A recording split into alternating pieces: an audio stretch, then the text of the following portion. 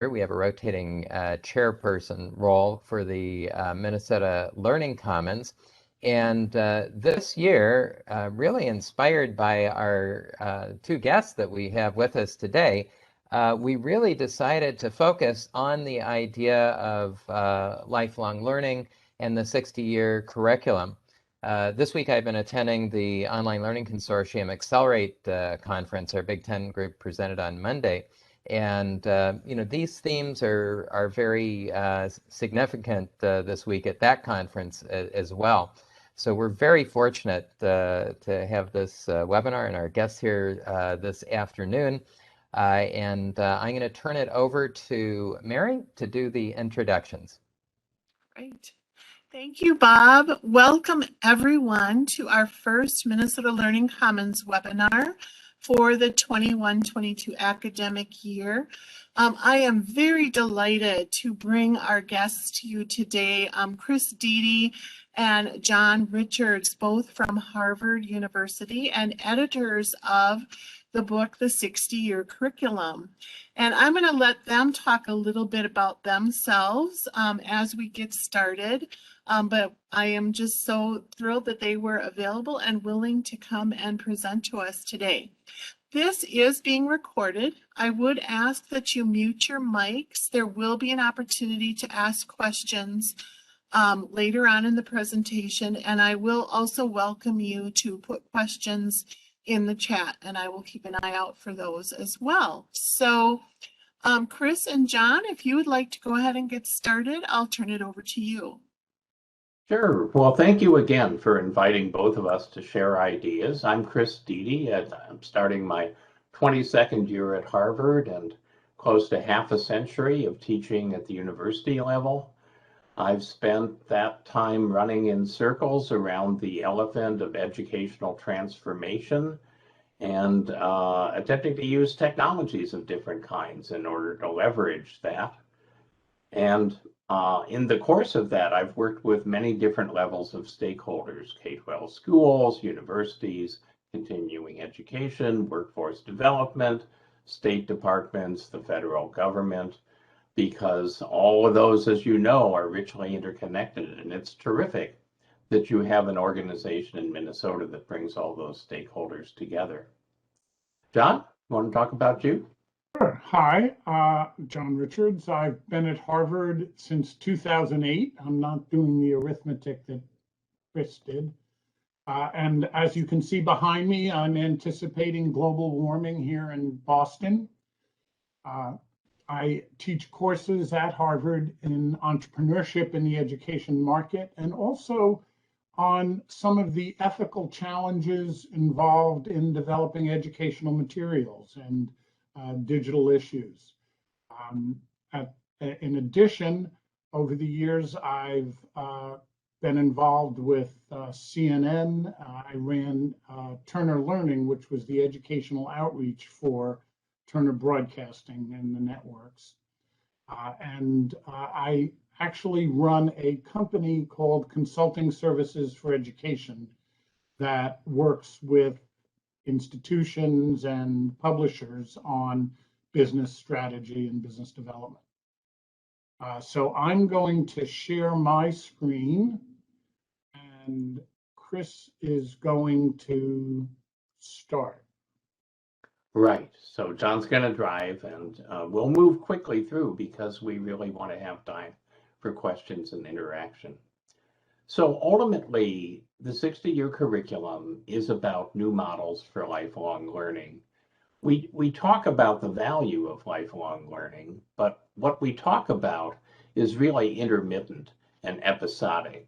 So someone gets a promotion, or they get a new job, maybe even a new career, you go and get a slug of learning, and then you just sort of operate on that until another occasion comes along at which you have to get more.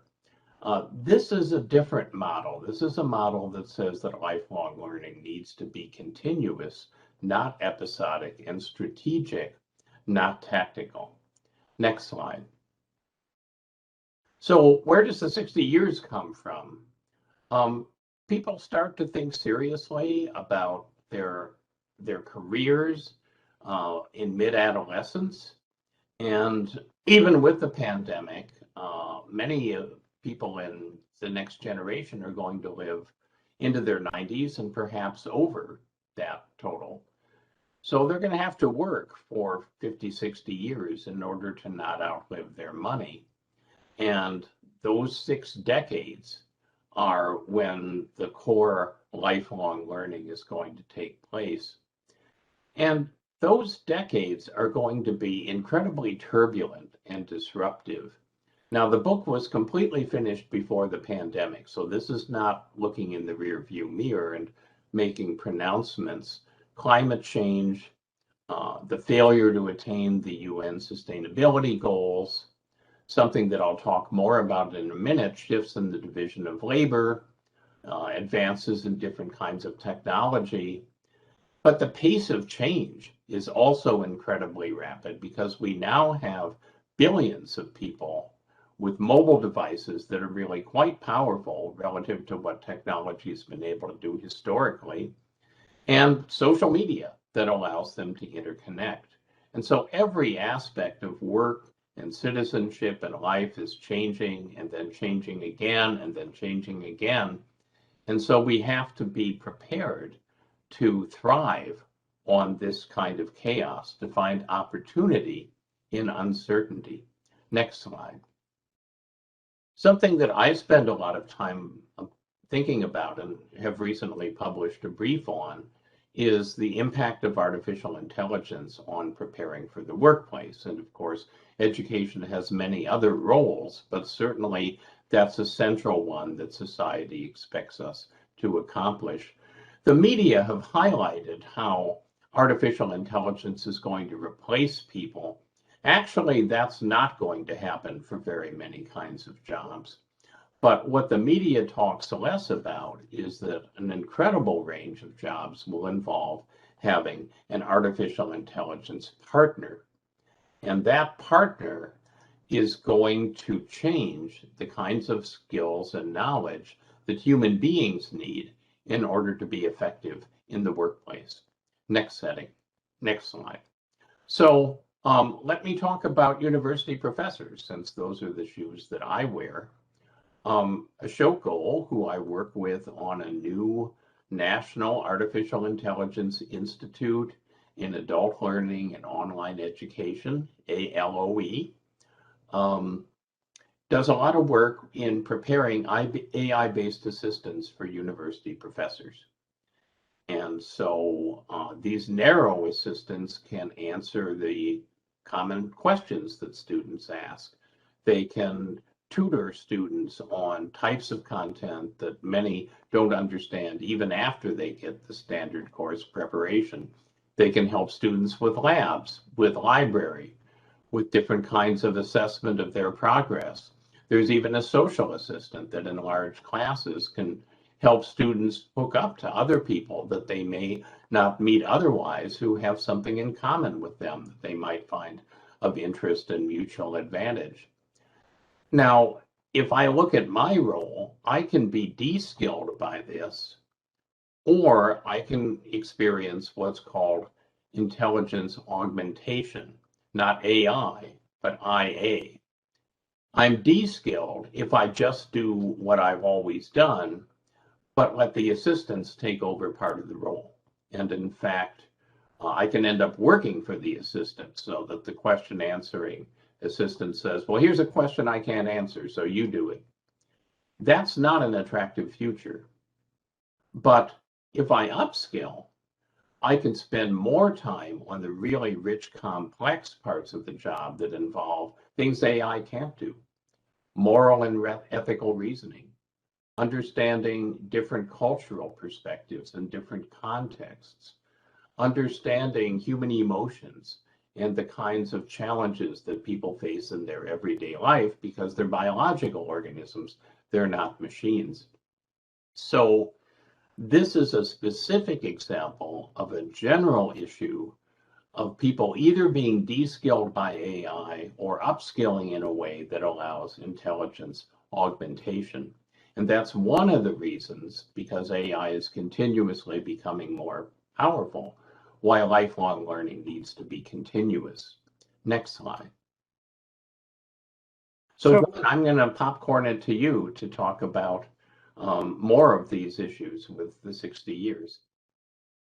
So part of what we're seeing is what is obvious to probably all of you is the dynamics of what's happening to alter the traditional go to a job, stay there for life, retire, or even go to a career. And what we're seeing with global warming and the environment, with the economic globalization, with human longevity, and technical digitalization, not just digitization, but digitalization, which is altering the very structure of businesses. It's not just taking something that was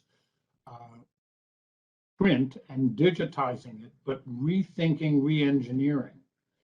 And in general, what is the impact of that on universities, on training providers, on two-year post-secondary institutions, and on K-12? And how do the institutions adapt? What's going on is they were all created, invented in a one-career world.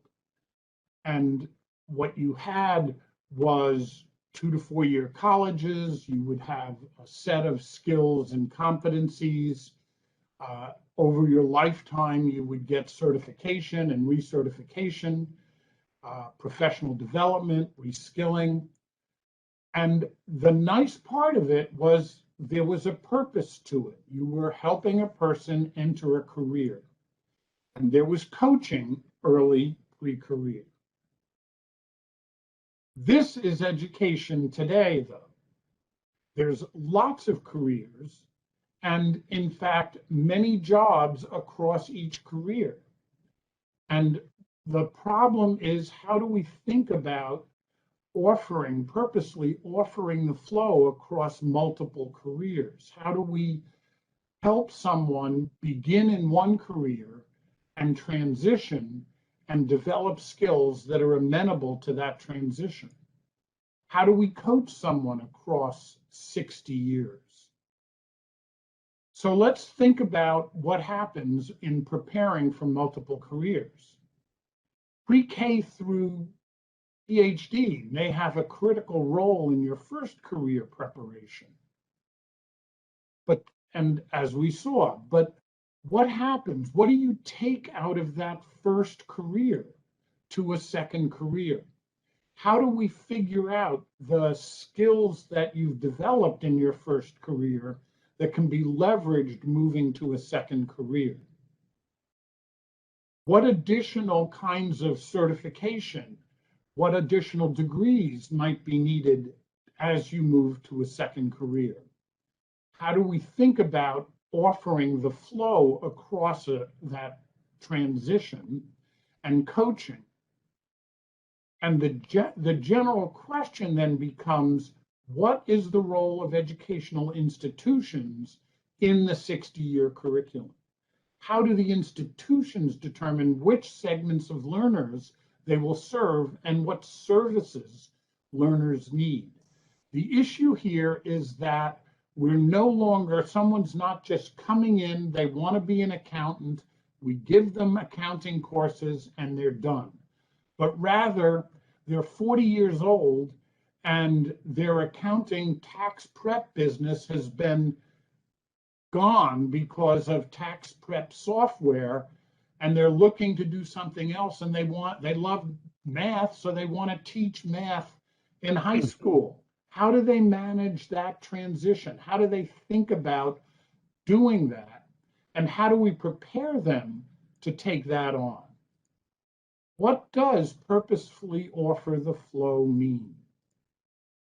It means creating a curriculum, and I mean curriculum. The word 60-year curriculum was really a definite thing. It's not that there's a fixed thing, but it's how do we think about the transition?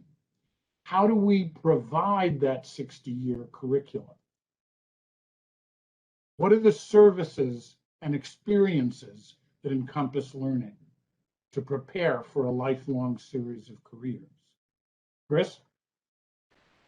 Put it another way, this is really asking, the book really asks, what business are we in? Now, in Boston, John and I live about 90 miles north of a town called Newport, Rhode Island. And in that town, there are wonderful, incredibly opulent mansions that were built over 100 years ago during what Mark Twain called the Gilded Age. And many of them were built on fortunes based on the railroad industry. Within 20 years of the time that those mansions were built and people were living in a very rich way, the mansions were deserted. The fortunes had collapsed. And why they were short-lived is that people didn't know what business they were in. They thought they were in the railroad business, but they were actually in the transportation business. And the automobile and the airline hammered the railroads. We are not in the education business anymore. We're not in the course business or the curriculum business or the degree business or the classroom or campus business. We're in the lifelong learning business. And that's a really different business in terms of the kinds of issues that are involved. As one illustration, my students will come to me for advising. They're in graduate school, they're ready to go out into the world, and someone will say, well, I can't decide whether I'm going to be a designer or whether I'm going to be an educational evaluator. And I say, well, you're going to be both. And you're going to be several other things that neither you nor I know what they are yet. So the real question is, which do you want to do first? As John was describing, which is the best foundation on which to build later things? And when students come to me for advising, I'll start by saying, what do you want to do with the rest of your life? And they'll give an answer like John indicated, because we've been taught to give answers that involve professions. So they'll say, well, I want to be a teacher, or I want to, be an education researcher. And I say, no, what are your passions? What are your passions? Because if you learn according to what your passions are, you learn what you need for your first career, but also your second and your third and your fourth. So it's just different to think about things through the lens of lifelong learning. Next slide. So different groups have attempted to come up with lists of skills for the coming half century. And there's a lot of overlap between those. This particular list is from a 2012 National Research Council report. And what's interesting is putting things into three buckets, because we know that success in life, as opposed to success in the academic world, is determined not only by your cognitive outcomes, but by your interpersonal outcomes, how well you can deal with other people, and by your intrapersonal characteristics, for example, your dispositions. All of us have seen people who we would have said had relatively equal knowledge and skills, and one person is paralyzed by the pandemic and the disruption and the uncertainty, and another person is empowered because command and control is weakened, the compliance mentality of the present in education is weakened, and now they have the chance to really innovate. That's dispositional.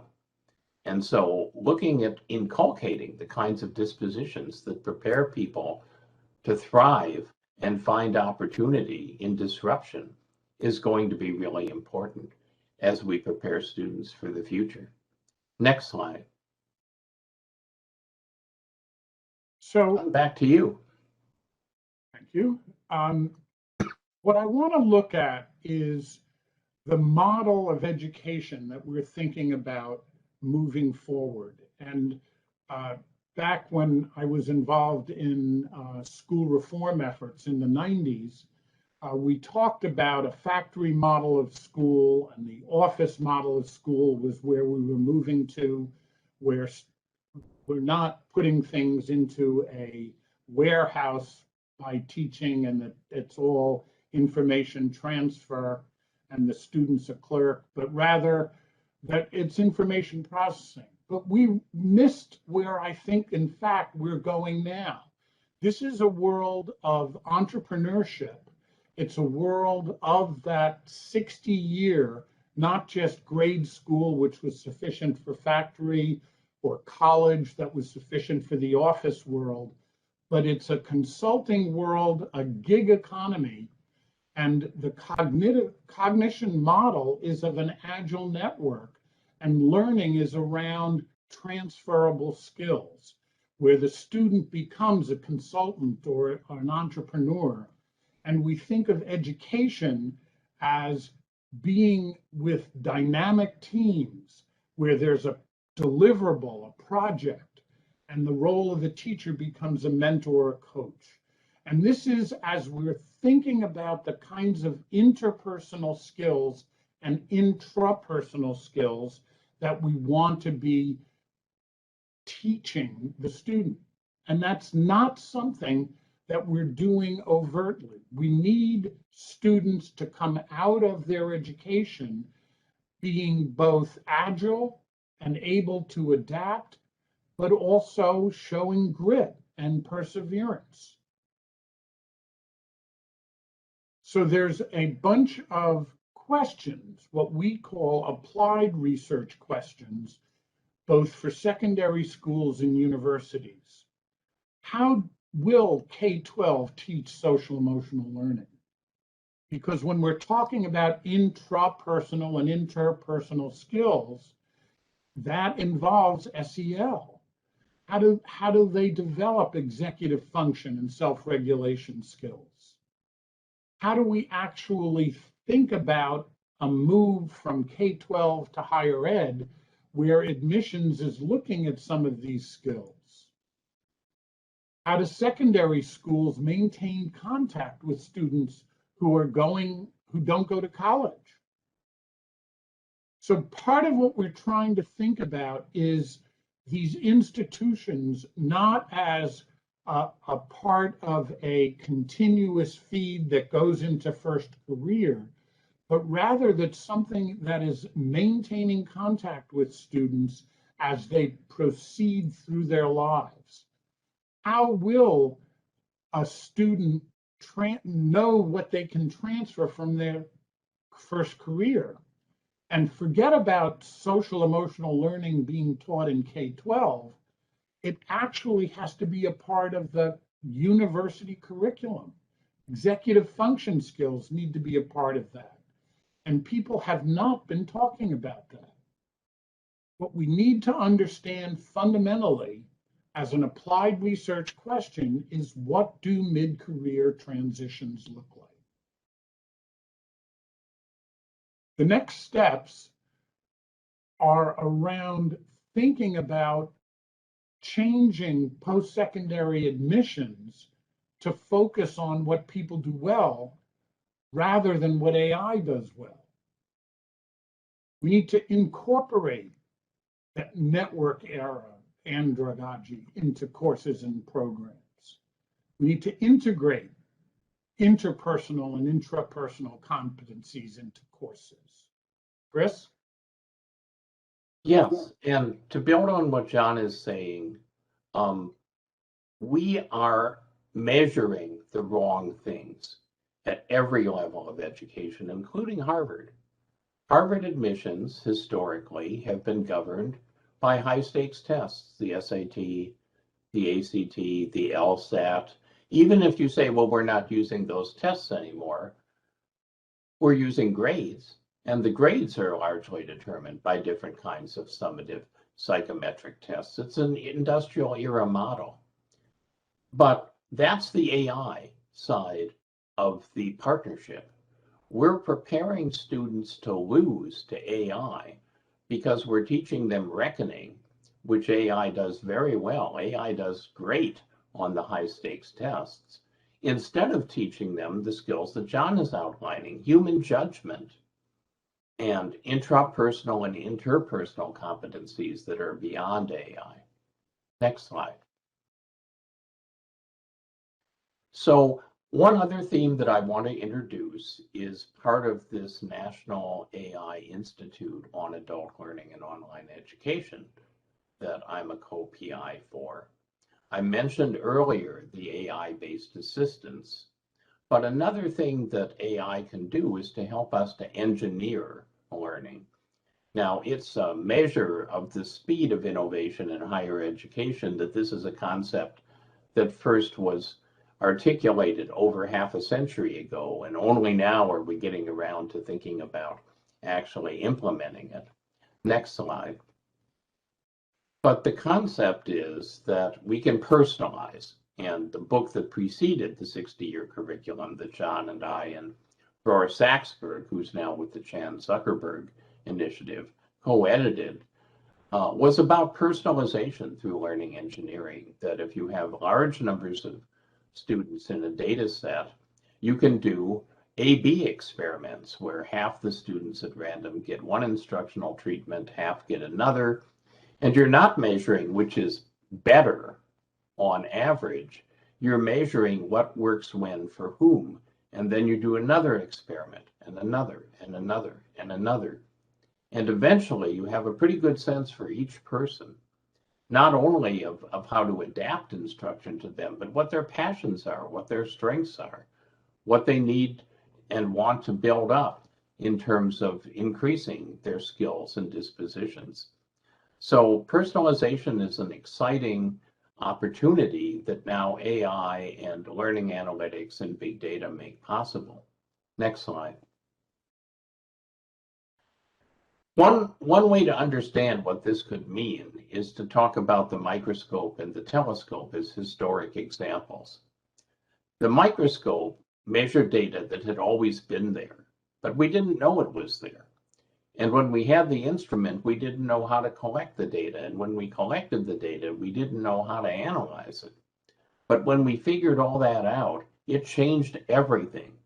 The theory of diseases came out of the microscope. Same thing with the telescope. The data were always there, didn't know how to collect and analyze. And as we learn that, it's changing everything in terms of our understanding of the universe.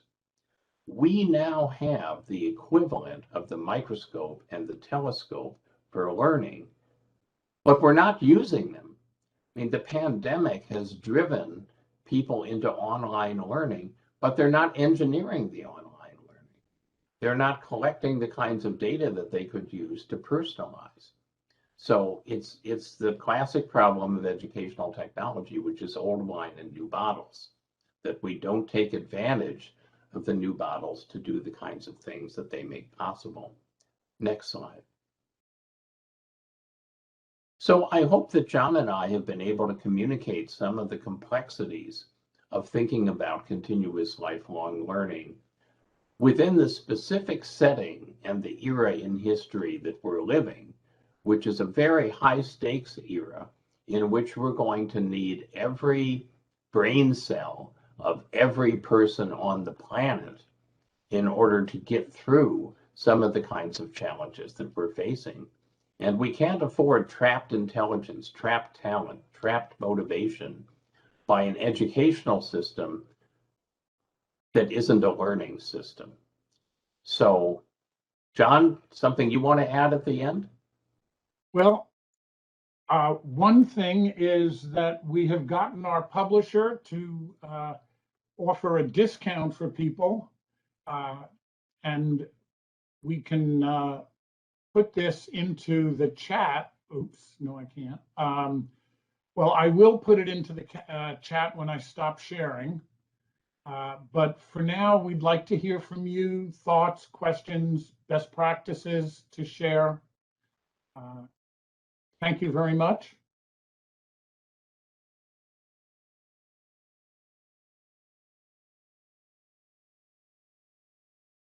Thank you, Chris and John, very much for sharing your ideas and thoughts.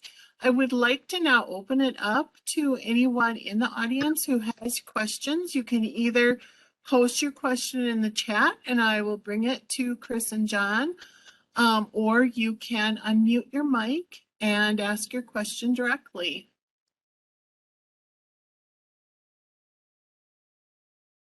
Hi, John and Chris. First of all, thank you for your excellent presentation. I had a question about what do you think the six-year curriculum, what bearing does it have on the credit system and badging and alternative forms of certification?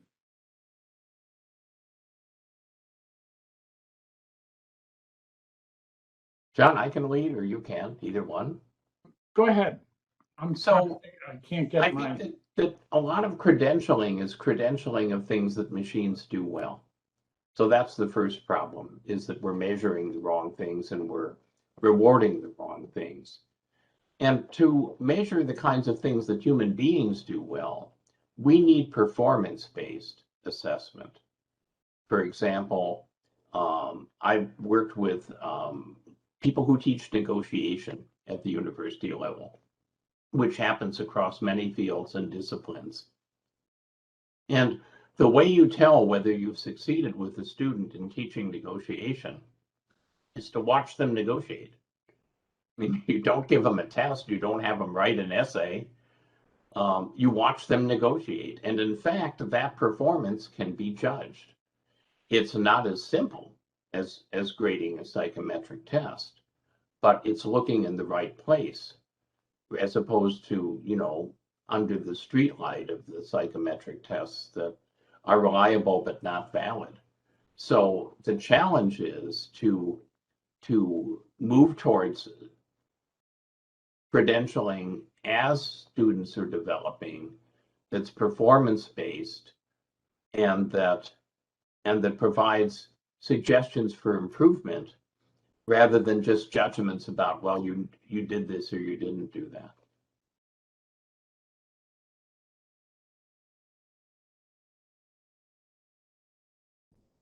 One of the things I know that you talked about, of course, the idea of people changing careers during their lives. Some studies say 3 times or something, but obviously, even if you're maintaining your particular job, you still obviously need to get additional skills and understanding and education, you know, within your own lane.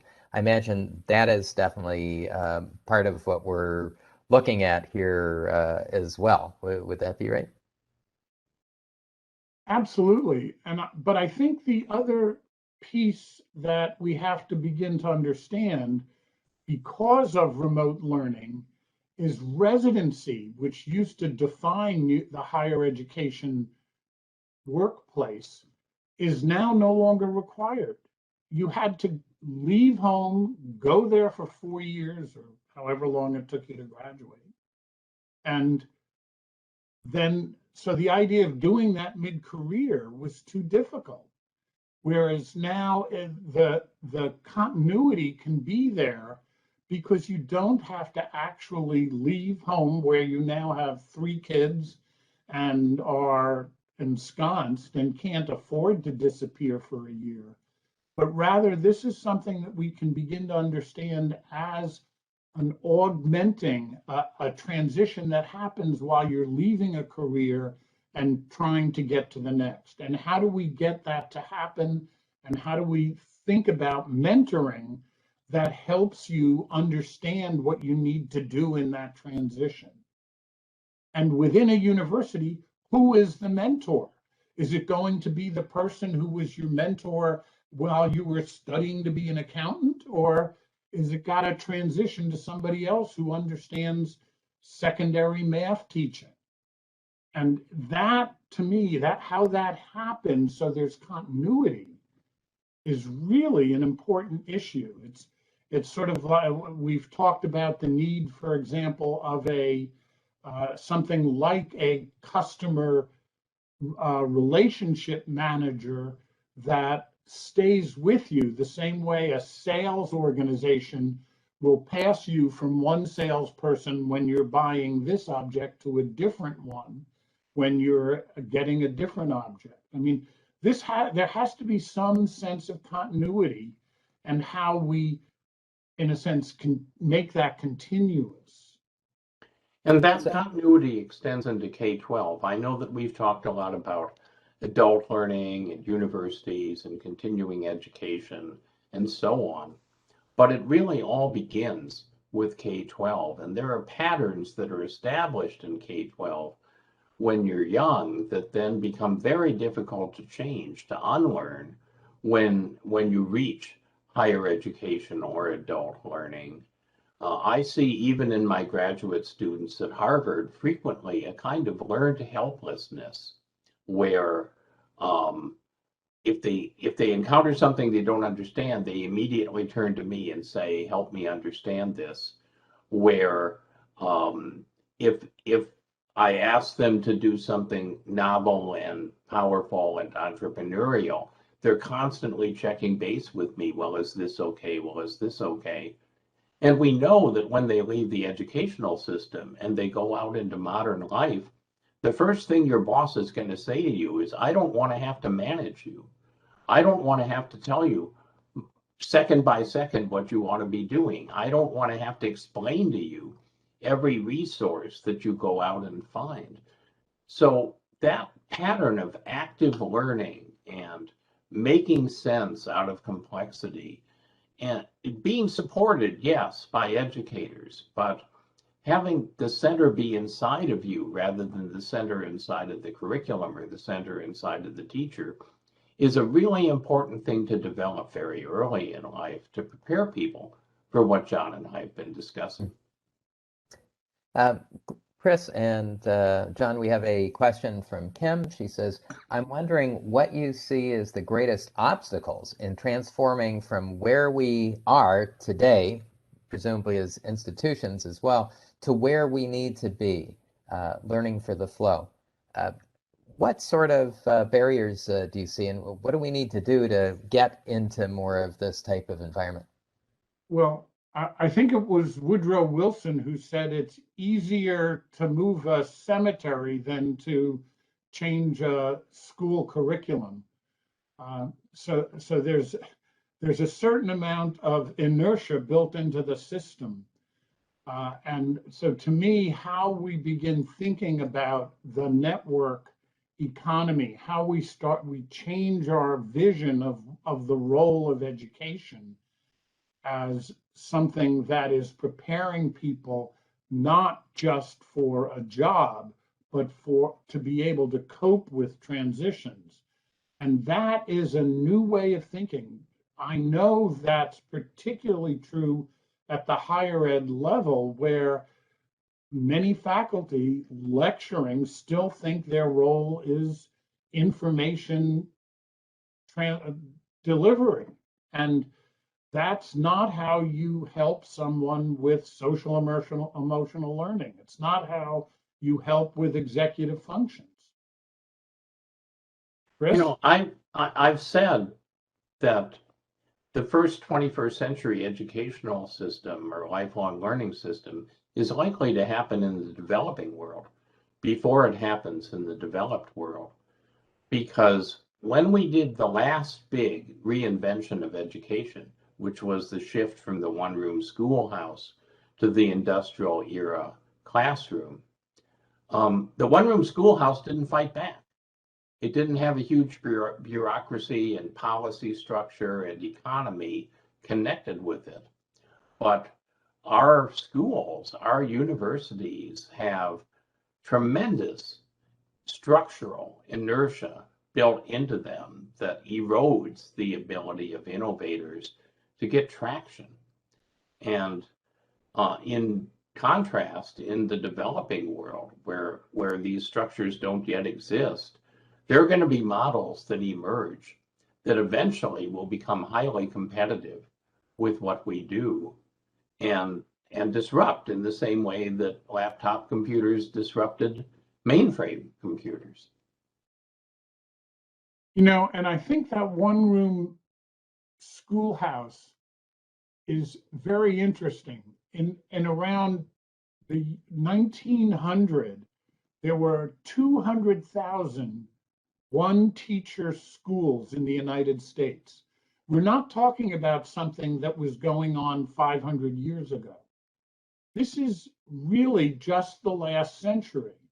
And that transition actually happened quite quickly.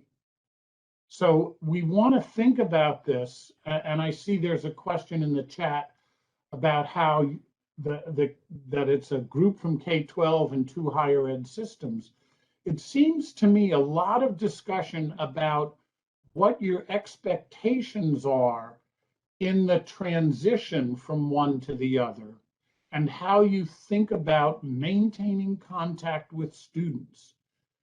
Universities typically think about maintaining contact with their graduates as involving 2 things: having them come to football games and donate. And donations in football games are the contact, the relationship with alumni. Well, I think we have to think about that one item differently. How do you maintain the contact around content, around the fact that they're going to require change? And that's true for K-12 as well as for higher ed. How do you handle the transition out so you maintain contact? There's another point in the chat. I don't know if you've seen that, but from Kim, might those competitive models come from the corporate education competitors, people who are educating their own employees for those transitions and transformations? I'm not sure that the corporate sector is thinking well about this either. Because again, a lot of what they're doing is training people to do reckoning, because it's faster and easier than training people for judgment. And so you have boot camps where people learn a kind of coding, but they learn it just as pure coding without any understanding of the underlying logic structures or computational thinking. And so in 3 years, when a new coding language displaces the one that they learned, they're back to square one. They're back to going back to the boot camp. And in contrast, what John and I were talking about is the idea of creating a foundation of skills that can evolve and grow, rather than just sort of appearing and disappearing and starting over. And those are on the human side rather than on the reckoning side. So I will be more worried when I see corporations emphasizing the kinds of characteristics and capacities and dispositions that artificial intelligence can't have. You know, I think a lot of the models actually may come out of divisions of continuing education, because they have a kind of flexibility, and their students are in fact often the ones that are going through these kinds of transitions.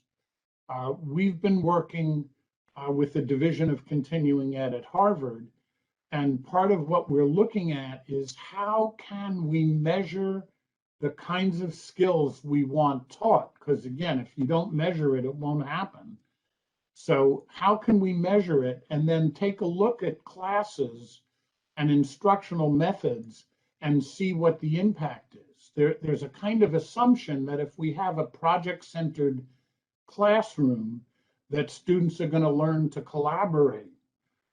Well, I don't know that that's true. And part of what I want to do, and we're in the process of trying to figure out, is how do we measure collaboration skills? And then can we look at that in the context of a project-centered course at the university level, and see how that has changed through that course in a pre and post? I mean, these are the kinds of things we have to start looking at if we actually are going to try to teach interpersonal and intrapersonal skills. How do you measure them? How do you teach them? And here again, we're lagging behind the technologies that could really help us with this. I work in an area called digital puppeteering. Think the Wizard of Oz. with the big wizard on the screen, the virtual human or wizard, and then the little man behind the curtain that's making it happen. I'm an advisor to a company called Immersion, Mursion, that does digital puppeteering, and their simulation specialists can activate 6 or 7 virtual humans at the same time. So it's like a flight simulator for learning human skills. And it's works surprisingly well. There's a suspension of disbelief that takes place. I mentioned that I was working with people who teach negotiation at the university level. Some of the negotiation professors got in to do immersion negotiation. They thought it would be just kind of Mickey Mouse, but because there's a person behind the mask of a virtual human being and not a machine, the negotiators were sweating blood within about 30 seconds because we were really pushing their limits in terms of complex negotiations. So simulations have become much more affordable, much more powerful, and offer opportunities both for learning and for the kinds of performance assessment that John is talking about. How do we measure somebody's evolution of these capabilities?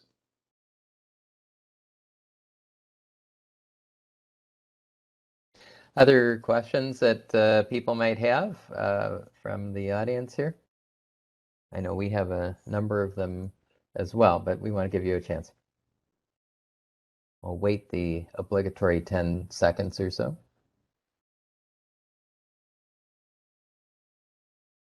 This is Mary, and I have a question for Chris and John. So one of the things that strikes me as I'm reading the book and thinking about these ideas is the speed at which things change in our economy and in our job markets, and wondering how would you see both K-12 and higher education systems being able to become more agile to adapt to the pace of change?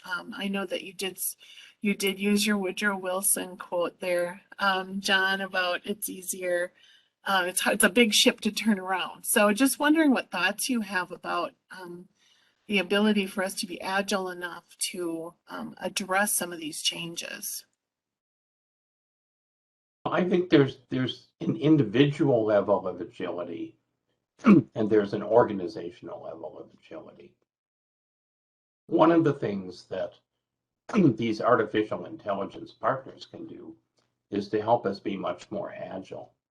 And science fiction has been thinking about this for a long time. Those of you who are Star Trek Next Generation fans, think about Captain Picard and then the android Data, who looks like a person but is really a machine. If that doesn't do it for you, think about Iron Man, Tony Stark, and his computer sidekick, Jarvis. If you're my age, you go all the way back to 2001: A Space Odyssey and the HAL 9000 computer. And what the partner does is to be able to handle enormous amounts of data and make very rapid calculations and predictions. If you do this, this is likely to happen. If you do that, this other thing is likely to happen. So, for example, cancer specialists now, doctors, are much more able to keep up with the current state of the art across 1,500 medical journals and constant experimentation with different approaches to cancer that are happening on multiple fronts because they've got AI partners that are able to keep track of all of that. But what the AI partner cannot do is have a conversation with a patient about whether they prefer quality of life or quantity of life, because that involves a whole set of human dimensions that AI has no comprehension of. But I think the organizational agility is I mean, the human agility is not easy. It requires a lot of unlearning, which human beings struggle to do. But I think the organizational agility is even more problematic. And I was careful to answer the easier part of the question so I could turn to John and say, what do you think about organizational agility? Well, I've avoided university teaching as a full-time exploit most of my life, and do it part-time because of the need to go to meetings. But to me, being able to change really, that's why I chose something like the Division of Continuing Ed as a viable alternative, because it is a lot more flexible. It doesn't have as much built-in structure, and the students are, by their very nature, more flexible and looking for something very practical. And to me, it's that practical nature that can drive the change. This is what your customers want. It's what they need, and we don't know how to give it to them yet.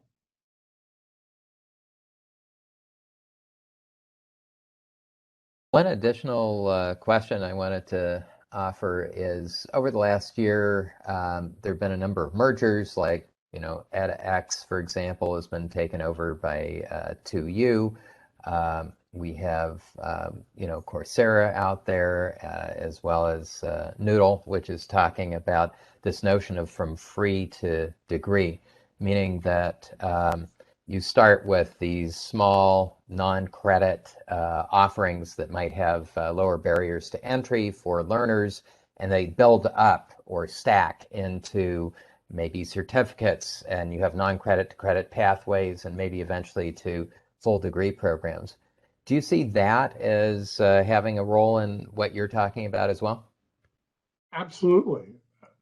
Universities have basically allowed associations to take over the certification process. So the Bar Association or the Medical Association or the Accounting Society will put in place the certification and recertification and the update courses. It seems to me that these are all, that the micro credentials that are at the heart of what you're talking about in terms of being stackable are absolutely a way to get into the service industry of certification once people graduate.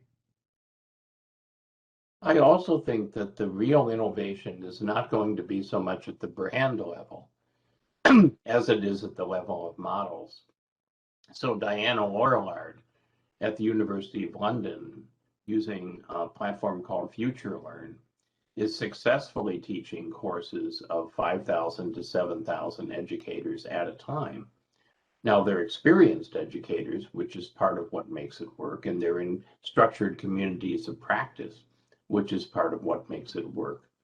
But that's something that John and I are very interested in. How can we get past models that start to break down the minute that you get above 100 to models that might function well at the level of 5,000 to 7,000?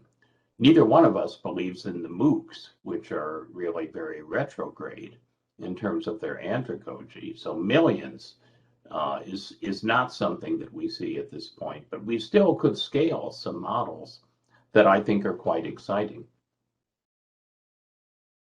Well, Mary, I know we're probably just about at time here. Would you like to wrap us up? Thank you, Bob. I'd like to just extend our thanks to John and Chris for being with us today and for sharing all of these exciting ideas and giving us so much to think about as the Minnesota Learning Commons moves forward with our research and work for this year. So thank you both so much for joining us. And I would like to welcome all of our audience members to offer up a great big virtual hand to our presenters today. And I'm hoping that you're both okay with us reaching out to you again as we go through our work throughout the year, in case we have more questions or maybe ideas to share with you as well. So thank you. Thank you for asking us. Thank you, and thanks for asking us. And our emails were in the end slide, one of the end slides of the presentation. So we're happy if you want to pass that around to some people. Great, thank you. Take care. Thanks, everyone. Thanks so much. Thank you.